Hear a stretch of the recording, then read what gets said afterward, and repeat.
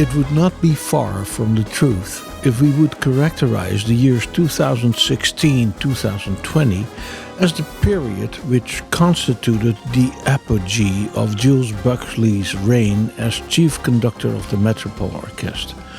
Looking at Jules' accomplishments in this period, which in fact started in 2013, when he took over the baton from Vince Mendoza, some very noteworthy and remarkable events stand out.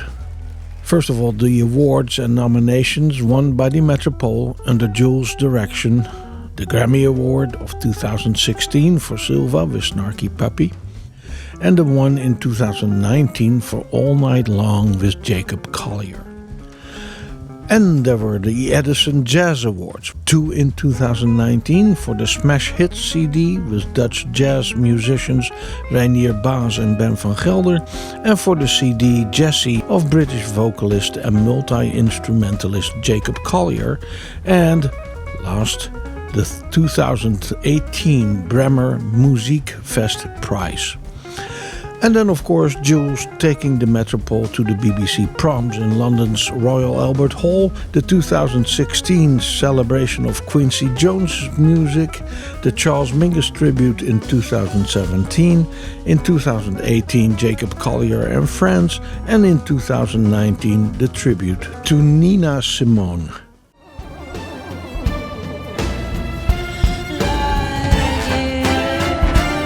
The orchestra, urged on by Jules, also explored other musical genres.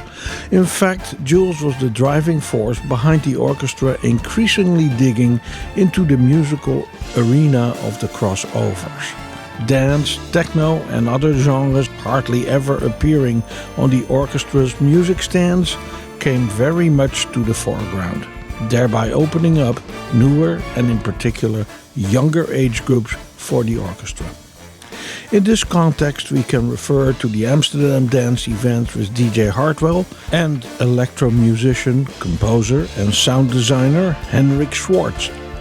And further, the young Dutch vocalists Kova or the live performances with The Wolf.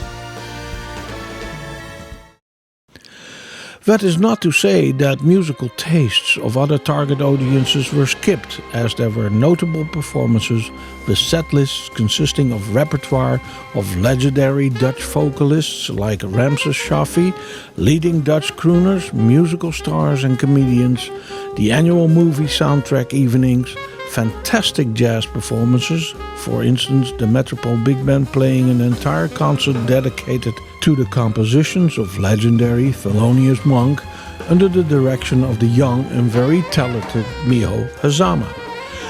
Of course, the Metropole Orkest also suffered because of the COVID-19 situation, which made live performances in 2020 nigh impossible.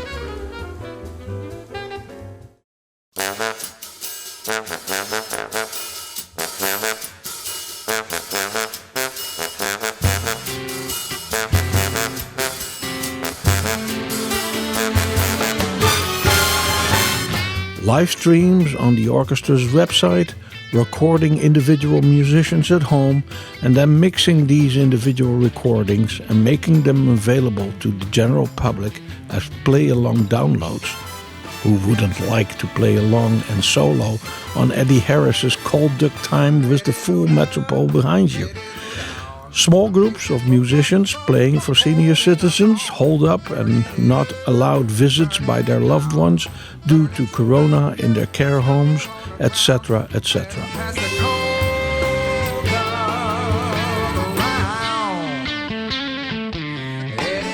As usual, all good things must come to an end. So 2020 saw Jules Buckley stepping down as chief conductor. He will share a conductorship with honorary conductor Vince Mendoza and with the young talent Miho Hazama, who has quickly become a favorite with a great many Metropole fans.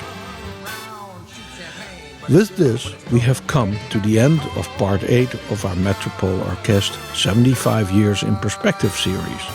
We hope you have enjoyed this historical overview of the development of our orchestra from its very beginning in November 1945 until today. By clicking on the end card appearing now on your screen, you can access the 8 Decades playlist.